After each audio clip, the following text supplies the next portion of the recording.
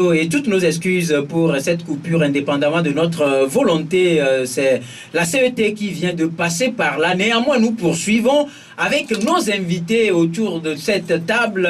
Nous avons avec nous ce matin Ibrahim Adja, du directeur de publication du journal Temps Nouveau. Bonjour Ibrahim. Bonjour Rodrigue, bonjour à tous ceux qui nous écoutent en ce moment.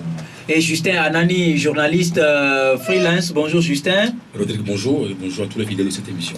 Et il est avec nous, comme je l'avais dit, il signe ainsi son grand retour dans la famille de votre émission Grand Jury. Jérôme Sossou, directeur de publication du journal Triangle des Enjeux. Bonjour Jérôme. Oui, Rodrigue, bonjour.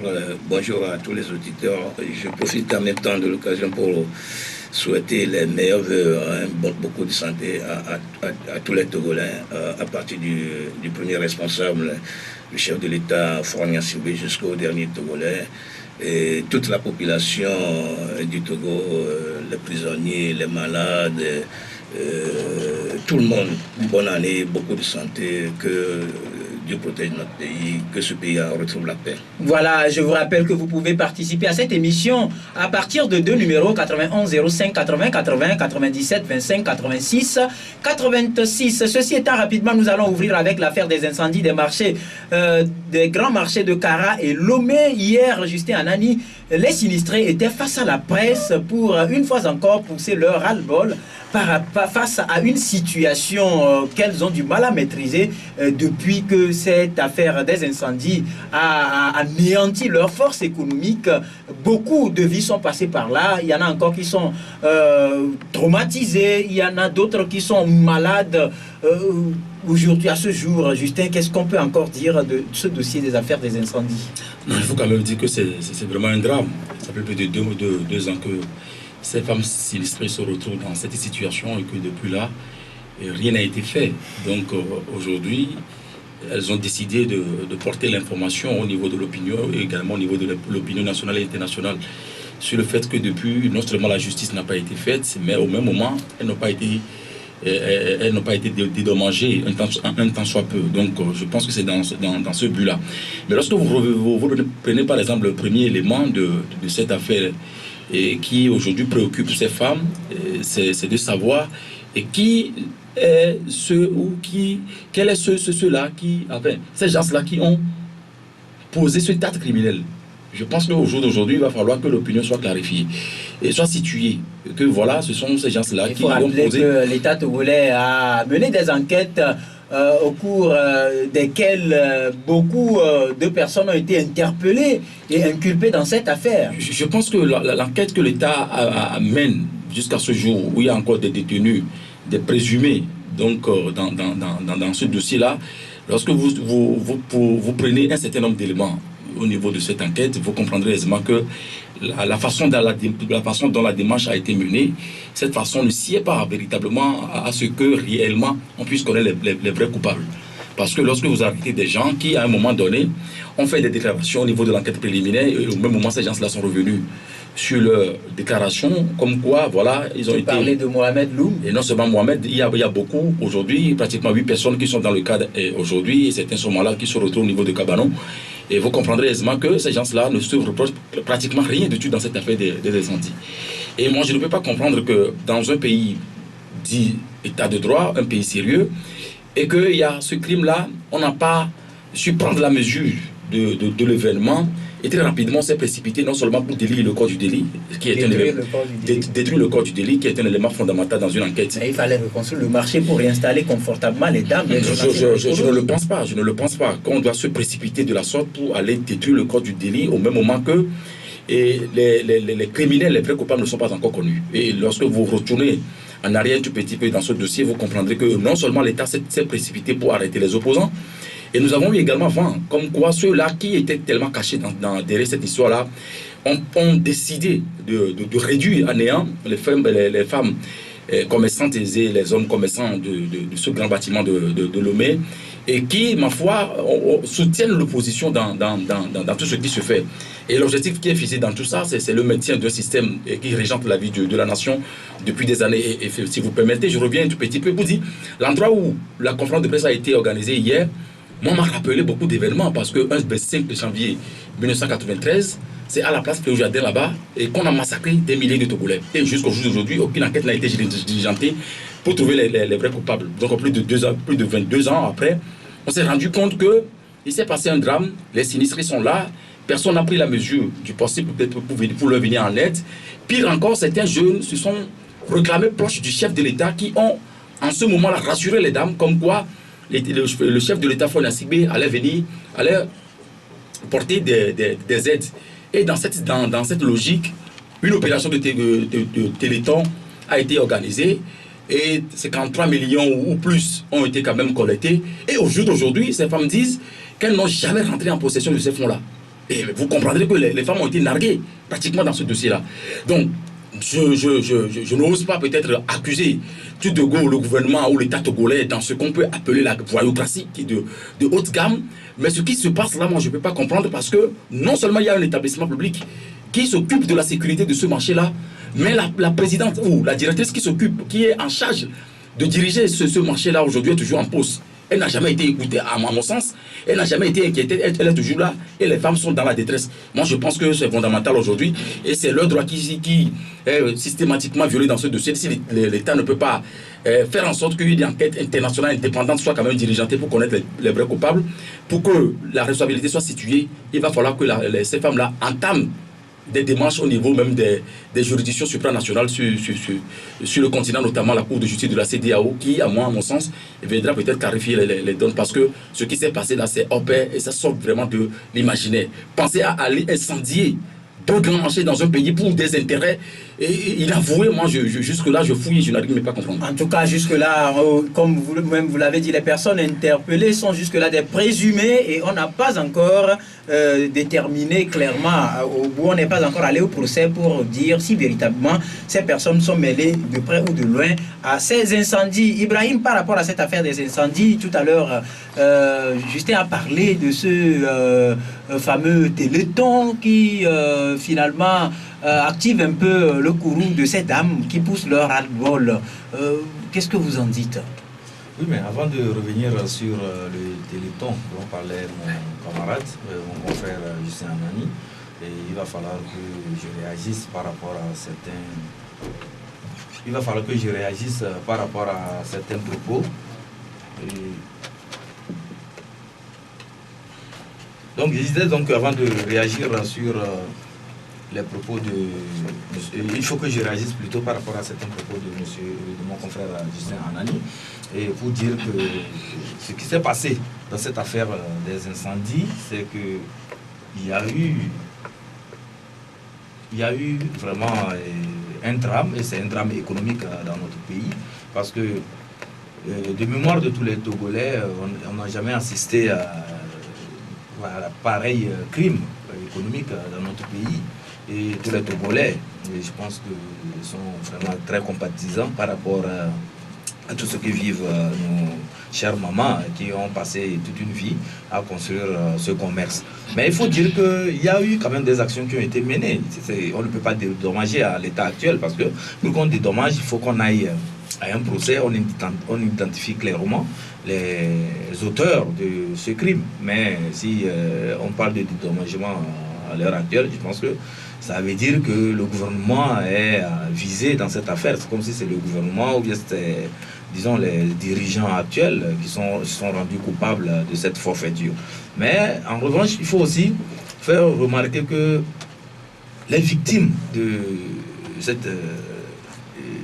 cet acte plutôt ignoble et criminel qui s'est déroulé à Kara et à Lomé se comptent dans tous les rangs. Il n'y a pas que les femmes de l'opposition qui ont été victimes de cela. Quand vous allez au grand marché, et les femmes qui font le commerce là-bas, c'est les femmes de tous bords. Il n'y a pas uniquement que des femmes de l'opposition, pour qu'on dise que c'est les femmes de l'opposition. Non, j'ai pas dit que c'est les femmes de l'opposition. Non, vous avez dit que des femmes qui soutiennent l'opposition. Non.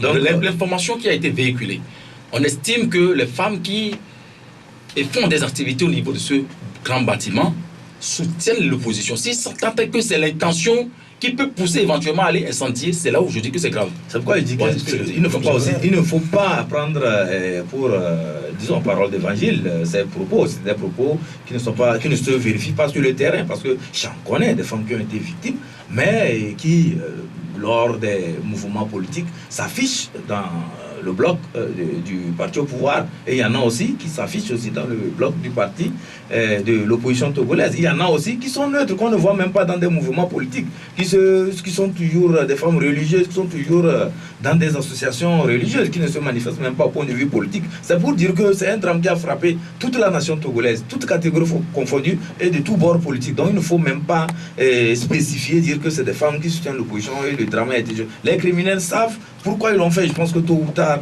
ils vont payer pour cette forfaiture. Et maintenant, quand on revient au mouvement Téléthon, c'est des jeunes Togolais qui se sont sentis interpellés par rapport au drame que nous vivons à cette époque, que nous avons connu à cette époque. Donc ils se sont dit qu'il faut faire quelque chose pour leurs consoeurs, pour leurs sœurs. Et ça, c'est une initiative que tout le monde a saluée. Et à la suite de cela, l'argent qui a été mobilisé, je pense à peine une 50aine de millions, ils ont fait une conférence de presse, ils ont situé la responsabilité, ils ont dit aux gens que voilà, c'est ce que nous avons pu engranger, et ce que l'argent devait servir à faire, ils l'ont fait. Donc ce ne sont pas des gens qui sont présentés pour faire du business sur le dos de ces femmes. Mais ce que nous allons dire, c'est que le gouvernement au moins a débloqué 2 milliards pour indemniser certaines femmes. C'est vrai que c'est très insuffisant, mais à l'État, je pense que c'est ce que le gouvernement a pu faire. Il va falloir maintenant qu'on aille vers le procès pour qu'on identifie clairement les acteurs, les criminels, ceux qui sont allés incendier ces marchés, et pour qu'on voit éventuellement la suite à donner à l'affaire. Mais en revanche, il y a eu aussi des structures de microfinance qui ont volé aussi au secours de ces dames. Les FISEC Wedis ont accordé des prêts à ces dames. Je pense que c'est vrai que le choc psychologique est énorme, que certaines ne peuvent pas. Par exemple, si une femme roule sur près de milliards, sur une affaire, un chiffre d'affaires de près de milliards, et du jour au lendemain, on lui tend par exemple 15 millions pour reprendre ses activités, il va de soi que vraiment elle ne se retrouve pas et qu'elle soit vraiment dégoûtée de la vie. C'est ce à quoi nous assistons, et je pense que c'est ce qui explique le cri du cœur de ces femmes lors de cette conférence de presse. Ce que nous allons demander, c'est que au niveau des États du gouvernement togolais, au niveau des dirigeants, que l'enquête aille vite et qu'on aille au procès pour identifier ceux qui ont vraiment déterminer la suite à donner à cette affaire. Voilà, avant de donner la parole à Jérôme Sossou, il y a un auditeur qui s'est intéressé au sujet. Il écrit: Salut Rodrigue, incendie criminel nocturne, arrestation des criminels le lendemain, braquage à l'aéroport de Lomé à visage découvert, mutilation des opposants à Adéoui par des milices.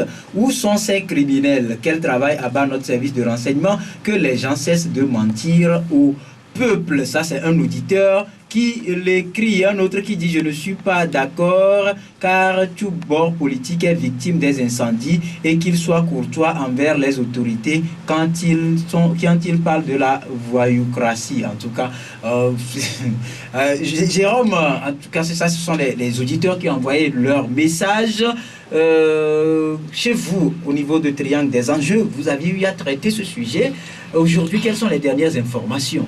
Non, mais est-ce qu'il faut dire qu'il y a une dernière information actuellement? C'est-à-dire le dernier développement, on sait que les femmes étaient face à la presse. Tout ce qu'il faut dire, c'est que véritablement, moi, je pointe un doigt accusateur sur le chef de l'État qui ne prend pas la mesure de la chose. Et pourquoi je le dis? Parce que à côté ici au Bénin, il y avait eu des marchés brûlés. Au Cameroun, de l'autre côté, il y avait eu des marchés brûlés.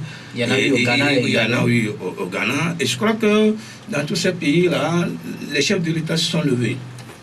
D'abord, ils sont partis sur le terrain, voir de visu tout ce qui s'était passé, ou du moins compatir. Le premier geste, c'est un geste de compassion. Il y a eu des membres du gouvernement. Non, mais laissez tomber. Attendez. Et quand on est père de famille, on joue pleinement son rôle. On ne se déjuge pas, on ne se cache pas derrière son premier fils ou son petit frère. La responsabilité première incombe au chef de l'État. Et lorsque cet état s'est produit, il revient fondamentalement au chef de l'État d'assister ou d'aller en un premier temps sur le terrain, regarder de visu ce qui s'est passé. Et comme cela, les femmes là sauront en même temps que le chef de l'État était de leur côté. Ça s'est passé n'importe où, hein, dans tous ces pays que j'ai cités tout à l'heure. Hein. Et c'était la même chose qui était faite. Même malheureusement au Togo, M. Fournier Sibé n'a pas daigné se déplacer, s'est caché derrière ses ministres comme d'habitude.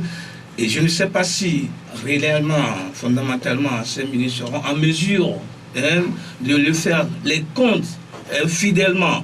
Et moi, j'ai regretté ça. Et jusqu'à ce jour, si je continue pas à pointer mon doigt accusateur sur le chef de l'État, si vous entendez ces femmes-là, elles ont passé par tous les moyens. Elles sont allées à la primature, elles sont allées au ministère du Commerce, elles ont passé par tous les moyens. Pour elles, aujourd'hui plutôt, c'est de voir, c'est de rencontrer le chef de l'État. Alors, qu'est-ce qui bloque? Qu'est-ce qui fait le barrage? Qu'est-ce qui fait obstacle à ce que ces femmes-là rencontrent le chef de l'État? C'est en cela que moi je dis que peut-être que le chef de l'État n'a pas la bonne foi de voir ces femmes-là jouir pleinement de leurs droits. Et si on avait un temps demandé une enquête internationale, on nous a fait comprendre en tant qu'un certain blanc français était venu pour... les résultats sont où actuellement? Les résultats là sont où? Je crois qu'à mon avis, qu'on devait quand même publier le contenu de ces résultats. Du moins, ouvrir un procès en bonne et due forme, comme cela, ces éléments que comment appelle-t-on, ces enquêteurs internationaux ont découvert, vont jeter à ce dossier-là au niveau lors du procès. Ça n'a pas été fait. Et ce qui me dérange un peu encore dans cette histoire-là, au premier jour de ces incendies, le ministre de la Sécurité nous a montré à la télé des bidons d'essence. Et par la suite, on nous a appris qu'il y avait eu de kérosène. Alors que je crois que le kérosène ne se vend pas au bord de la rue comme on vend de l'essence aujourd'hui. Et fondamentalement, on est en train de baratiner ces femmes-là. Ce qui, moi, en tout cas, me dérange dans cette histoire. Pourquoi ne pas ouvrir le procès véritablement, si réellement on sait que on n'en est pour rien du tout dans cette affaire-là. Ouvrir un procès en bonne et due forme, situer les responsabilités, ceux qui sont encore en prison aujourd'hui, les présumés là, les laisser... Vraiment, c'est criminel ce qui se passe. Et maintenant que ces femmes-là veulent rentrer dans leurs droits, pourquoi ne pas permettre à ce que, véritablement, qu'elles soient à l'aise? Cette question de Téléthon dont on parle, on nous a fait comprendre que les 50 quelques millions qu'on a récoltés se situent au niveau de, comment appelle-t-on, du ministère du Commerce à ce jour. Et Madame la ministre du Commerce n'avait pas voulu, en tout cas, à ce que je sache, remettre l'argent à ces femmes. Qu'est-ce qu'on veut faire avec cet argent-là? Puisque l'argent a été collecté au nom de ces femmes, pourquoi ne pas appeler ces femmes-là, leur distribuer comme ce qu'il faut faire véritablement pour que ces gens rentrent dans... Ce qui se passe actuellement dans cette histoire-là, c'est assez criminel. D'abord, incendier un marché. Moi, je ne peux pas savoir, je ne peux pas comprendre. Je ne peux pas même imaginer que quelqu'un peut penser volontairement mettre du feu à un marché où tout le monde y va pour s'acheter, pour se procurer. C'est incompréhensible. Je ne peux pas comprendre. Ça ne peut pas se passer. C'est pour ça nécessairement qu'il faut qu'on aille rapidement à la découverte. Et si aujourd'hui, ces femmes-là, quelqu'un fait encore obstacle pour que ces femmes-là rencontrent le chef de l'État, c'est encore plus criminel. Et à mon avis, personnellement, je crois que le chef de l'État devait quand même sortir de son silence, prendre des initiatives, demander à rencontrer ces femmes-là, situer l'opinion, les situer, du moins les assister moralement pour que cette histoire-là se calme un petit peu. On ne peut pas construire sa vie à partir du néant. Et aujourd'hui, retomber plus en bas du néant, mais c'est quand même assez criminel. En tout cas, on vous a assez compris. Je crois que les femmes, hier, on aurait bien voulu écouter la dame, mais compte tenu du temps qui nous reste, on va reporter ça peut-être dans les prochains numéros de l'émission. Mais tout ce qu'on pourra dire, il faut quand même noter que le chef de l'État a permis de débloquer au moins 2 milliards, comme vous l'avez eu à le dire, pour soutenir ces femmes. Je suis d'accord. Je suis d'accord. Parce qu'à l'époque, dans un message à la nation, il a également condamné l'acte Et je crois qu'il est à l'écoute. Aujourd'hui, vous permettez, je suis d'accord que le chef de l'État est sorti dans les caisses de l'État 2 milliards pour soutenir ces femmes. Allez voir là où se trouvent ces femmes pour comprendre réellement que l'argent qu'on a sorti là est encore du gaspillage. Allez voir ce qui se passe là-bas. Une femme ne peut pas se lever de sa maison pour venir au marché, dormir du matin jusqu'au soir pour repartir, alors qu'elle doit soutenir son foyer. Ce n'est pas possible. Allez voir tout ce qui se passe là. Vous saurez que les milliards qu'on a sortis là, c'est encore du gaspillage. Maintenant, on a détruit le corps du délit. Comme le disait tout à l'heure mon confrère, qu'est-ce qu'on a fait jusqu'à ce jour? D'aucuns disent qu'on va reconstruire le marché. On a fait ça, ça fait déjà plus d'1 an. Le marché on a déjà commencé par construire ce marché. Quand est-ce qu'on va le faire? Mais il ne faut pas qu'on gère ce pays. On vous a assez compris. Bonjour Rodrigue. Quand l'argent parle, la vérité se tait. Reste à savoir si les femmes ont touché réellement ces sommes. En tout cas, c'est un auditeur qui l'écrit dans son message, un autre message. Écoutez, le gouvernement connaît leurs pyromanes, ils sont là pour tromper les victimes. C'est un auditeur qui l'écrit. Ça semble. Aujourd'hui, telle que la situation se présente, si vous permettez avant de vous retrouver, Ibrahim, telle que la situation se présente, c'est vrai que tout le monde a envie qu'on aille au procès. Et je crois que c'est ça l'idéal. C'est pour ça que les dames demandent une enquête internationale. Oui, parce que je pense que c'est une question qui relève de ce qu'on appelle le choc psychologique. Ça voudrait dire quoi? Et vous vous êtes levé un beau matin, et votre bien est parti en fumée. Et sans pourtant que vous ne sachiez en réalité ceux-là qui sont les auteurs. Ou ce qui s'était véritablement passé. Surtout ce qui s'est véritablement passé. Je pense que automatiquement vous allez continuer par fouiller et que vous n'allez pas vous retrouver. Mais si au moins vous sachez qu'en réalité, voilà celui qui a posé l'acte et il a posé dans l'intention de ceci ou cela, je pense qu'au moins cet aspect psychologique de la chose est enlevé. Peut-être qu'éventuellement vous allez penser, peut-être voir comment est-ce qu'il faut remédier. Lorsqu'on nous annonçait, entre-temps, parce que nous avons fouillé un peu dans les investigations, le procureur de la République a laissé entendre que l'enquête était complètement bouclée. Lorsqu'on boucle une enquête, dans un dossier pénal, qu'est-ce qu'on fait? Ça voudrait dire qu'on ferme la marche, l'information judiciaire est déjà clôturée, on renvoie le dossier, on va au procès. Mais c'est parce que des déclarations tapageuses qui sont faites par les présumés ont ramené peut-être le procureur de la République à revenir sur sa position. Ça fait des mois durant qu'on nous a annoncé que l'enquête préliminaire a été bouclée. Mais on a encore arrêté des gens. On a encore arrêté des gens après. Et ça fait qu'il y a trop de cafouillage. Mais il y a un autre élément fondamental que Jérôme a touché du doigt. Lorsque dans la sous-région, certains pays, enfin le marché de certains pays dans la sous-région ont pris feu, les autorités ont mené des démarches. Notamment au premier rang, le chef de l'État. Mais au Togo, ça n'a pas été fait. Mais au même moment, au moment où ces femmes cherchent le chef de l'État, il y a toujours obstacle, il y a toujours blocus. Mais il fallait se poser la question, qu'est-ce qui bloque? Mais moi, à mon sens, un gouvernement qui est innocent, dans un drame comme celui-là, rien n'empêche le gouvernement, rien n'empêche le chef de l'État de prendre des initiatives, faire poser le jalon. Comme je l'ai dit tout à l'heure, des initiatives ont été prises. Parce que moi, je dis que ça serait très intéressant qu'on entame, en dehors de ça, qu'on ouvre le dossier, qu'on va au procès pour entendre ceux-là qui sont aujourd'hui entre guillemets des innocents, des présumés, au niveau de la prison civile de Lomé. Assez compris, oui, Ibrahim. Non, en fait, dans cette affaire, il faut vraiment revenir sur les faits et rappeler à nos compatriotes que le chef de l'État, dès qu'il y a eu les incendies, il y a eu l'incendie plutôt à Kara, s'est déplacé personnellement sur le site, sur le marché de Kara, pour voir de visu ce qui s'est passé. De la même manière, quand il y a eu les incendies à Lomé ici, le chef de l'État a rencontré une délégation des femmes commerçantes du grand marché. Et ils se sont retrouvés, ils ont discuté, le chef de l'État a présenté ses compassions, il a présenté ses compassions et après, il a promis prendre des dispositions et les dispositions ont été prises.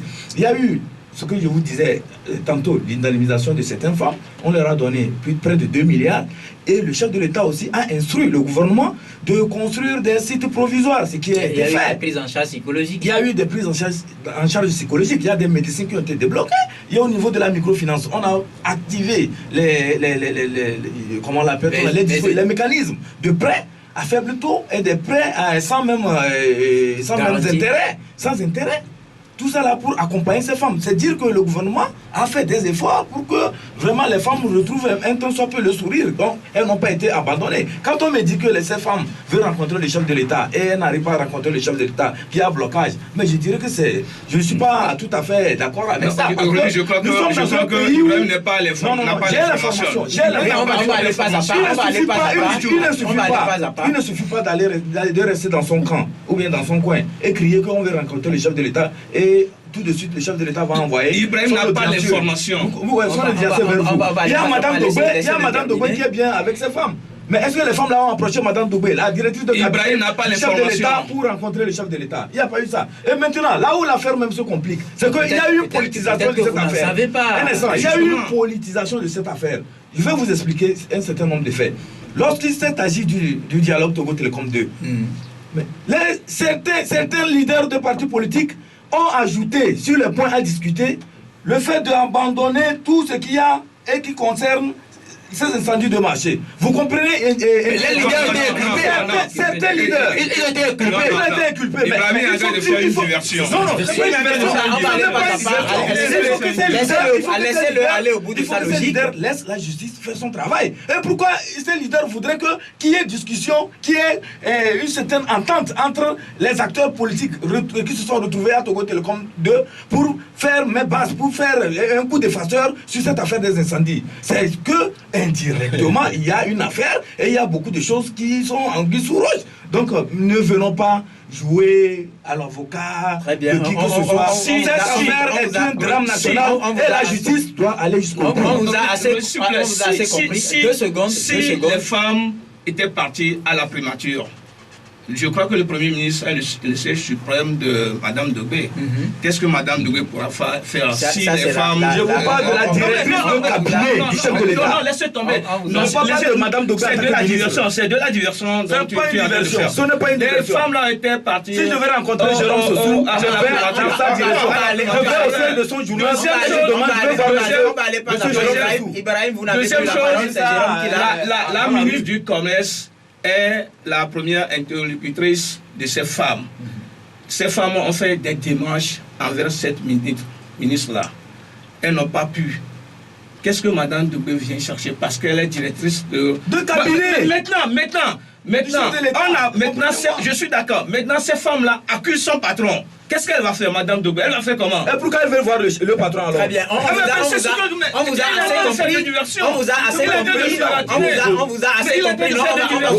compris. C'est fini pour ce sujet. C'est fini pour ce sujet. On vous a assez compris. On va y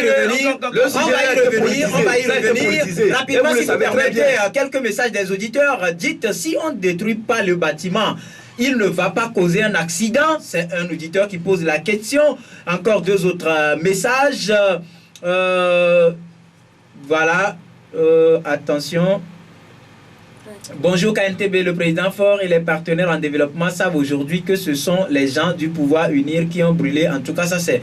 Je ne veux pas aller sur ce terrain-là. Ça c'est son opinion. C'est son opinion, si vous permettez. Je suis désolé, mais j'aimerais qu'on change de sujet par rapport au temps qui nous est... On va le changer, je pense... 2 secondes. Je place un mot, 2 secondes. Oui. Je dis... Et quelle que soit la position que les gens et les autres, notamment au niveau des communicateurs, des journalistes, ont dans le pays par rapport aux donnes, il ne faut pas quand même prendre position par rapport à ce drame, ce qui s'est passé au marché. Personne n'a cautionné ce drame. Je ne suis pas ici nous avons tous été affectés. Pour faire un débat du genre. Je ne vous dirai pas. Il faut défendre peut-être une partie parce qu'il y a ceci ou cela. Très bien, on vous a assez compris.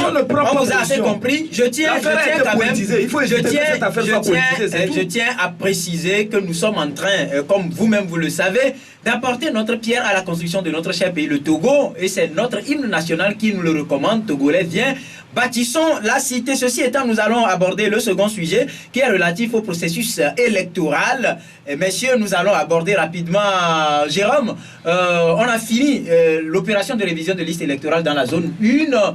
Quel bilan vous en faites? Est-ce que vous avez fait le tour de quelques centres de vote? Quel bilan vous en faites? Est-ce qu'il y a véritablement un bilan à faire? Oui, puisqu'on a lancé l'opération, on l'a fini. C'est un échec, c'est tout. Pourquoi dites-vous que c'est un échec? Mais si la CENI a décidé de bâcler l'opération, ça ne doit qu'être... Mais justement, la CENI a décidé de bâcler l'opération. Si la CENI a dit, dans le code électoral, il faut faire de la sensibilisation, elle devait prendre des dispositions. Surtout que la première zone, c'est la zone la plus grande, la plus importante d'ailleurs. Si on n'a pas pu le faire, alors qu'est-ce qu'on va faire? L'opération est bâclée, elle est bâclée, et cela a des conséquences d'une élection assez bâclée. Et il faut se mettre là-dessus, d'accord. Et donc, il n'y a qu'un bilan négatif pour cette... À mon avis, il faut qu'on reprenne ce processus-là, parce que ça n'a rien donné. Il faut le reconnaître. Parce que aujourd'hui, on ne doit plus aller à des élections qui vont engendrer des violences. Il faut qu'on comprenne ça. Il faut qu'on arrête des choses comme ça. Parce que le Togo ne va pas se singulariser. Des gens sont en train de faire des élections civilisées. Pourquoi est-ce que le Togo ne peut pas faire une élection civilisée? Pourquoi est-ce qu'on va vouloir que une seule personne prenne le Togo en otage? Il n'en appartient pas à un seul clan. Donc pour vous, c'est un échec. C'est un échec, il faut qu'on le reprenne. Voilà, Ibrahim, par rapport à cette question des révisions des listes électorales, c'est vrai, on a lancé l'opération depuis le 20, c'est fini, on a fait une prolongation de 24 heures pour permettre à ceux qui n'ont pas pu le faire d'aller se faire enrôler. Est-ce qu'à ce jour, on peut dire avec certitude que dans cette zone 1, l'opération connaît une réussite? Bon, mais connaître une réussite tout de suite, nous ne pouvons pas le dire, d'autant plus que nous ne sommes pas à la CENI, c'est vrai. Parce qu'on attend la conférence de presse de la CENI pour situer l'opinion sur ce qu'ils ont pu faire comme opération de révision et de recensement. Mais j'ai dû toujours à le dire, j'ai toujours dit que certains ont des cartes avec eux. Et ça fait que le manque d'engouement que nous avons eu et dans certains bureaux de vote s'explique par ce fait. Ils ont déjà des cartes, donc ils se disent que ce n'est plus la peine d'aller dans ce bureau de vote, puisque mon confrère Anani a eu sur ce plateau à expliquer à certains de nos compatriotes qui ne comprenaient pas le sens même des révisions des listes, que au fait on demande aux nouveaux majeurs d'aller se faire enrôler, et ceux qui ont déjà des cartes, il suffit juste d'aller vérifier si on a son nom dans le fichier électoral. Parce que c'est ça aussi, ça. Et les personnes qui entre-temps, pour des raisons où ont perdu les cartes ou se sont déplacées, peuvent aller aussi se faire établir autre chose. Il y a le deuxième aspect, c'est que les Togolais sont habitués avec le retard. C'est-à-dire qu'on attend toujours à la fin pour se bousculer aux portes des centres de révision et de vote. Je pense que c'est ça aussi qui a expliqué l'engouement, le manque d'engouement dès le début, et vers la fin on a vu des gens se bousculer. C'est pourquoi la CENI a été obligée de proroger l'opération et d'ajouter, disons, une seule journée pour permettre aux retardataires de pouvoir se rattraper. Donc grosso modo, l'opération a été conduite de façon, à mon avis, satisfaisante. Si toutefois, il faut faire remarquer qu'il y a eu des ratés dans certains bureaux de vote où il y a le matériel qui n'a pas été déployé à temps, qui n'a pas été déployé à temps, et qu'il y a aussi des pannes techniques. Ça, c'est et l'insuffisance de cartes dans certains bureaux de vote. Il y a aussi l'insuffisance des cartes aussi dans certains bureaux de vote. Je pense qu'au fur et à mesure que le processus a évolué, il y a eu quand même des solutions qui ont été apportées à ce sujet. Donc, disons qu'on attend la déclaration de, comment l'appelle-t-on, de Tafa Tabiou, sa conférence de presse, pour vraiment situer l'opinion sur ce qui s'est passé. Mais dire qu'on veut bâcler l'opération de révision. Ça a été toujours le cas, ce n'est pas particulier cette fois-ci, ça a été toujours le cas. Je dirais qu'on est allé beaucoup trop loin dans nos commentaires. On est allé beaucoup trop loin dans nos commentaires parce que la CENI n'est pas composée uniquement que d'un camp. Il y a tous les partis politiques, tous les acteurs de la vie de notre nation qui se retrouvent là-bas. Donc on se dit que s'il y a eu un complot s'il y a vraiment complot, comme les gens veulent nous faire le croire, donc c'est qu'il y a eu complicité aussi de certains à qui ce complot devait créer des préjudices. Donc je ne pense pas que cette thèse est à privilégier. L'opération s'est déroulée, je pense que les gens ont pu s'inscrire et les gens ont pu aller se procurer des cartes. Je pense que c'est ce qu'il faut retenir. On vous a assez compris rapidement. Il y a un auditeur qui écrit: l'opération n'est pas un échec, mais nous sommes déçus des leaders politiques. C'est pourquoi les gens ne sont pas partis se faire recenser. Voilà, ça c'est juste un message d'un auditeur. Oui, Justin, par rapport à cette opération de révision des listes électorales, c'est vrai que le gouvernement a décidé, ou bien la CENI plutôt a décidé d'accorder 24 heures de supplémentaires aux populations afin d'aller se faire enrôler, mais au même moment, puisqu'hier ici, la plupart des messages qui étaient venus sur ce sujet-là ont témoigné de l'insuffisance des cartes dans la plupart des bureaux de vote. On a donné le cas, par exemple, hier de Soviépe, où depuis le matin, avant même le démarrage du recensement, les cartes étaient finies, donc les gens n'ont pas pu se faire enregistrer. Donc il faut d'abord faire observer qu'il y a eu tellement de manquements très graves par rapport à tout ce qui s'est passé depuis, je crois, le 20 janvier jusqu'hier, peut-être par rapport même au prolongement même de 24 de cette opération-là. Mais moi, lorsque vous analysez, et vous comprendrez que ça se fait d'habitude comme ça.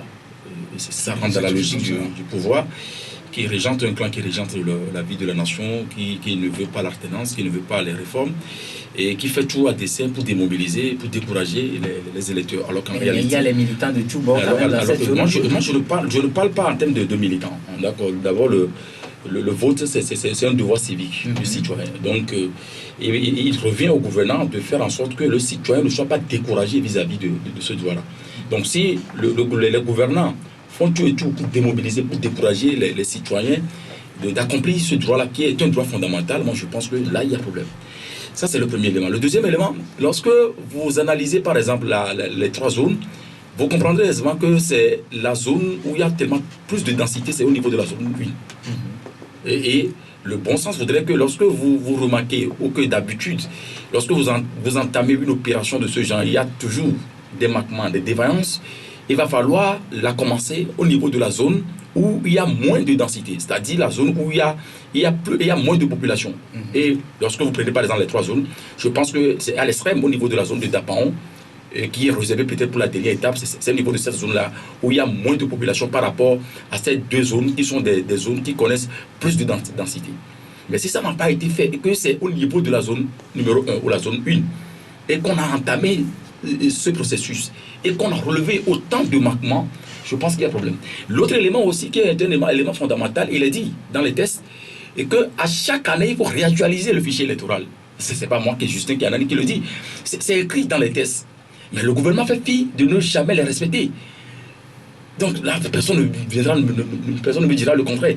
Donc ça voudrait dire qu'aujourd'hui, nous sommes entrés dans un processus qui, en amont, déjà connaît des manquements.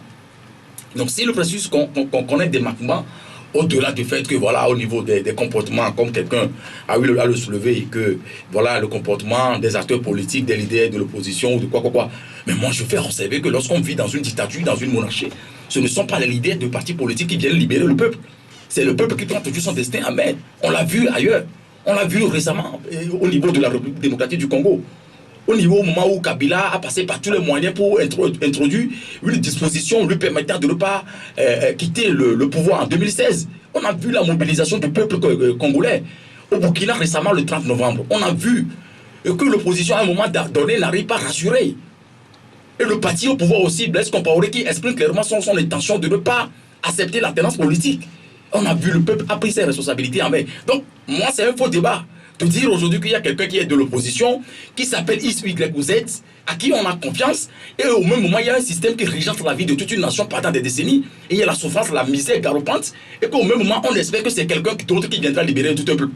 Moi, je ne l'ai jamais vu. Vous lisez les grands livres en matière politique, lorsque la monarchie s'installe, vous ne pouvez pas demander à un leader de venir vous libérer. Donc, tout ce qui se trame autour de cette histoire de processus électoral, tout et tout, moi je ne pense pas que lorsque le pouvoir s'inscrit dans une logique de ne pas opérer les réformes, de ne pas respecter les engagements pris, de ne pas respecter les 22 engagements, l'accord politique global, les accords cadres de l'OME, ainsi de suite. Lorsque vous faites le tableau de tous ces éléments-là, vous comprendrez que le régime s'inscrit dans une logique du refus de l'alternance politique. Et pour ce faire, il revient à ce peuple de prendre ses responsabilités. On vous a assez compris. Il y a un auditeur qui écrit: je pense que c'est à la CENI de donner son appréciation. Le problème est que certains estiment déjà connaître le gagnant à ces élections. Tout à fait. Laissez-moi finir.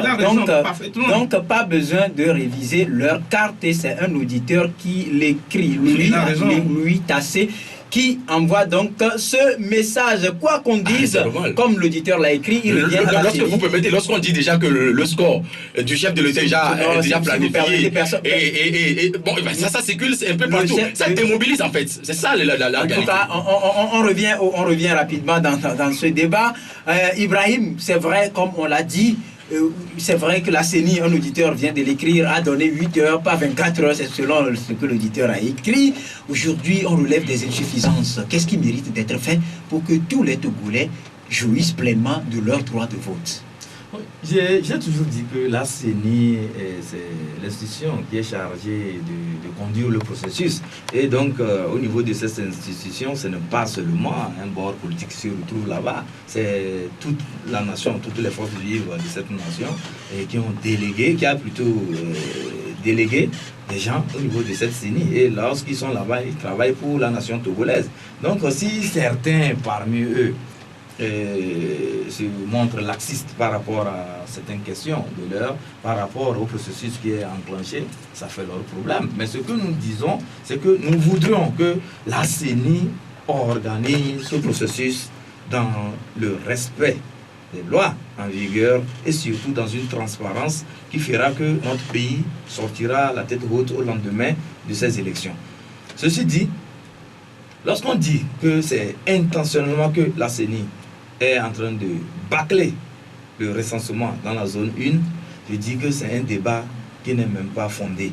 Ce n'est pas fondé en ce sens que si la CENI doit bâcler le recensement, la révision dans la zone 1, c'est que tous les acteurs politiques du Togo se sont entendus pour desservir cette zone 1. Parce qu'ils sont toujours Maintenant, qu'est-ce qu'il faut faire? Nous ne pouvons pas dire aujourd'hui que au niveau de la CENI, lorsqu'il y a eu ces manquements, ça plaît aux Togolais. Non, tout le droit fondamental du Togolais, c'est de se faire enrôler. Si le Togolais est majeur, il doit avoir sa carte d'électeur, parce que c'est un droit civique. Et la CENI a obligation de faire en sorte que tous ceux qui sont concernés par ces élections, tous ceux qui sont en âge d'aller voter, aient leur carte. Maintenant, qu'est-ce qu'il faut faire? Est-ce qu'il faut revenir sur l'opération? Qu'est-ce qu'il faut faire? Attendons la conclusion de la CENI pour voir est-ce que les nouveaux majeurs ont pu s'inscrire suffisamment ou bien si il y a eu des ratés par rapport aux prévisions qui ont été faites. Mais tout de suite, si nous commençons, parce qu'on a remarqué qu'il y a eu un problème dans un bureau de vote et on généralise sur l'ensemble de la zone, je pense qu'on est en train aussi de biaiser notre analyse. Donc il faut vraiment faire un peu attention par rapport à ça et manipuler les informations que nous avons avec beaucoup plus de délicatesse. Voilà, maintenant on va aller ainsi, puisqu'il nous reste 5 minutes, c'est ce qu'on vient de nous montrer. J'ai proposé qu'on parle de la synergie des travailleurs du Togo. On va parler, juste quelques mots pour ce que disait tout à l'heure mon confrère. Nous sommes d'accord que le code électoral permet à ce que les acteurs politiques, c'est-à-dire tous ceux qui prendront part à ces élections-là, aient accès au fichier électoral. Monsieur Olympio Alberto avait demandé à avoir accès à ce fichier électoral, puisque l'année en 2013, on avait relevé dans ce pays... Ça a été une démarche inintelligente. Mais pourquoi? Pourquoi je le dis? Oui. Mais à l'heure actuelle, on ne peut pas parler de fichier électoral. On ne l'a pas. Il y a eu une révision, un processus de révision. On a encore sur quelle base? On est en train de faire la révision. On est en train d'enrôler les gens, les nouveaux majeurs. Et aujourd'hui, si quelqu'un se permet de demander le fichier électoral, c'est qu'il veut avoir, je ne sais pas, un fichier incomplet. Il faut laisser à ce que le processus finisse d'abord avant de demander quand même, d'avoir le fichier. Laissez-moi finir. Je vais donc aller au bout de ma logique. C'est-à-dire que quelques secondes. Monsieur le président du PT a demandé à avoir le fichier. Parti des Togolais. Qu'on lui donne le fichier à l'État. Pour voir ce qu'il va en faire. D'abord, il va vérifier ce qui a initialement fait le fichier à l'État brut. Maintenant, on est en train de faire des révisions. Il va encore avoir accès à ce fichier, le nouveau. Il va comparer. Mais c'est ce qui devait être fait. Il a parlé des fichiers. Pourquoi tu vas Il y a déjà ces fichiers. Pourquoi ça on va faire de machine intelligente? Voilà. On va faire les choses. Il va avoir le fichier. Permettez qu'on aille pas à pas. Permettez qu'on... S'il vous plaît, je vous arrache la parole. Je vous arrache la parole sur ce sujet. On vous a assez compris. Il nous reste 3 minutes. On va partager une pour parler de la synergie des travailleurs du Togo et sa grève. C'est vrai que depuis lundi, on a accordé 2 jours de sursis au gouvernement pour régler définitivement cette question, mais ça n'a pas été le cas. Et depuis hier, on a commencé par voir, depuis lundi d'ailleurs, des élèves dans les rues en kaki. Même ce matin, on en a encore vu, malgré la rencontre qui a eu lieu hier entre le Premier ministre, à thème que si c'est la Godia Oubezounou et la coordination de la synergie. Est-ce que nous sommes en train d'aller dans un bras de fer à un lendemain fâcheux? Non, on peut pas, le gouvernement ne peut pas faire un État respectueux, ne peut pas vouloir faire un bras de fer avec les travailleurs. Ce serait en tout cas pour moi insensé, excusez-moi le terme. Je ne peux pas le comprendre. Dans quel pays ça peut se passer? Mais dans les grands pays, allez voir, quand les travailleurs demandent quelque chose, mais le gouvernement qui nous dirige ne fait que faire le fuite en avant. C'est son principe, quoi. La diversion, la duplicité, la supercherie, c'est ses caractéristiques. Ça ne peut pas se comprendre. Il a carrément refusé, il a démissionné d'abord de ses responsabilités, il a refusé de faire toutes les réformes, que ce soit réforme politique, que ce soit réforme sociale, etc. Le gouvernement ne veut rien faire. Maintenant, il veut se maintenir au pouvoir, jusqu'à vie. Et pourquoi? Maintenant, on dit que les élèves là sont la relève de demain. Qu'est-ce que M. Fonia Sigbe en fait? Il lui revient fondamentalement de prendre le pays en main s'il veut le gérer. De toute façon, il lui reste encore un mois, 12 jours pour finir son mandat. Je crois qu'il peut mettre ça en profit pour quand même revoir ce qu'il a fait depuis pratiquement 10 ans. Voilà, 1 minute pour Ibrahim, la synergie des travailleurs du Togo et le gouvernement. Non, il faut dire que sur le plan social, le gouvernement ne veut pas jouer franc jeu. Et ça, je mets ça sur le compte de certains interlocuteurs de ces centrales syndicales. Parce que quand la SCT veut rencontrer le Premier ministre, lorsqu'ils se rencontrent, on leur dit on fera ceci, on fera cela, ou bien revenez, on va discuter, qu'après, lorsqu'on relance le Premier ministre, il n'arrive pas à les recevoir, ou bien lorsqu'ils arrivent, le débat n'est pas dans le sens d'amener les gens les uns les autres vers un compromis, vers un consensus. Et je pense que c'est un peu maladroit et ce n'est pas de cette façon qu'il faut traiter les travailleurs. Les travailleurs de la fonction publique, surtout de l'administration publique, participent à la vie de l'État. Et lorsque les acteurs, les fonctionnaires ne sont pas bien payés, vous comprenez que c'est l'élan même de développement, du progrès que nous prenons dans ce pays qui est entamé. Et donc, la grève qui a été lancée, je pense que c'est normal, parce que c'est la seule arme dont disposent les syndicats, la SCT, et quand on lance la grève, vous comprenez qu'il doit y avoir des dégâts. Ce matin, lorsque j'ai quitté la maison, j'ai fait un tour dans certains établissements, c'est avec vraiment stupéfaction que j'ai été vraiment très gêné, touché de voir des élèves qui se sont préparés la veille pour aller faire la composition, puisque les établissements sont en composition. Ils sont arrivés, on leur a dit qu'il n'y a pas de professeur et comme quoi ils doivent retourner à la maison. Vous voyez les élèves qui préparent un examen et qui ont pris un élan et du coup on commence par briser cet élan, ça agit sur le résultat à la fin de l'année. Donc il faut que le Premier ministre renoue directement avec hein. la STT pour que ce problème de fonctionnaires, de travailleurs de puisse connaître un dénouement. Voilà, Justin, pour terminer, Justin. Lorsque un gouvernement est arrivé à un niveau et il n'arrive plus à satisfaire aux revendications sociales, ça démontre à suffisance que ce gouvernement-là a eu de ce qu'on appelle l'échec total. Et la conséquence directe, le gouvernement se retire. Parce que vous ne pouvez pas parler de la vie des enfants et qu'aujourd'hui les enfants sont un peu partout dans les rues. Les cours qui devraient être faits aujourd'hui sont considérés comme déjà faits et que les élèves sont un peu partout, les centres hospitaliers sont fermés, les hôpitaux et ainsi de suite. La dernière fois, il y a eu des gens qui ont été obligés de dormir avec leur mort à la maison. Avec tout ça, ça démontre que le gouvernement a eu un échec cuisant. Un échec cuisant, et c'est parce qu'il y a un régime qui est là, qui régente la vie de la nation, qui ne veut pas accepter l'alternance politique pour que d'autres aussi puissent venir faire ce qu'ils sont capables de faire, et que tous les jours que Dieu fait, on est là, on veut passer par tous les moyens pour se maintenir. On fait sortir les soldats et les armes pour faire peur à la population. Moi, je dis que ça ne peut pas continuer parce que lorsque vous allez toujours sur ce terrain, vous refusez d'opérer des réformes. Pour que l'alternance politique soit de mise, comme partout sur le continent, le Ghana en a connu, le Burkina aujourd'hui, le Bénin ici voisin en a connu, et ça propulse ce qu'on appelle le développement. Et qu'on refuse dans un pays comme le nôtre l'alternance politique, je pense que les conséquences, voilà ce qu'on est en train de voir. Très bien. Et si ça continue, je pense qu'au finish, ce sont les populations qui vont prendre le destin en main. On vous a assez compris. Merci donc à vous toutes et à vous tous qui nous avez suivis. Toutes nos excuses pour la coupure qui a eu lieu parce que la CET était passée par là.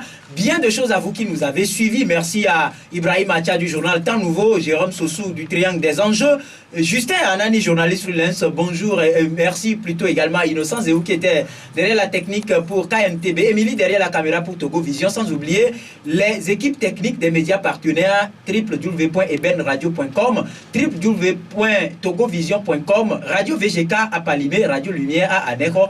Merci donc et salut à toute la diaspora. Au revoir.